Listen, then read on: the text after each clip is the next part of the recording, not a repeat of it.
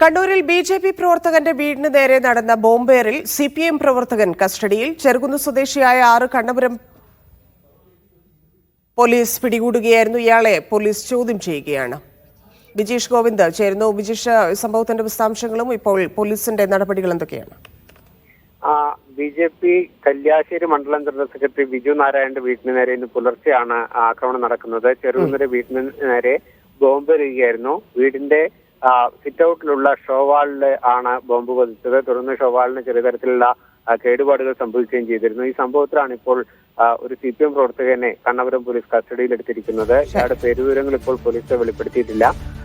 ഇയാൾ ഈ സംഭവവുമായി ബന്ധമുണ്ട് എന്നുള്ള നിഗമനത്തിൽ തന്നെയാണ് പോലീസ് ഉള്ളത്. വിശദമായിട്ടുള്ള ചോദ്യം ചെയ്യലാണ് പോലീസ് നടത്തിക്കൊണ്ടിരിക്കുന്നത്. രാവിലെ ഈ സംഭവവുമായി ബന്ധപ്പെട്ട് ബി.ജെ.പിയുടെ നേതൃത്വത്തിൽ കണ്ണപുരത്തെ വലിയ തരത്തിലുള്ള പ്രതിഷേധ പ്രകടനം ഉൾപ്പെടെ സംഘടിപ്പിച്ചിരുന്നു. ധന്യ.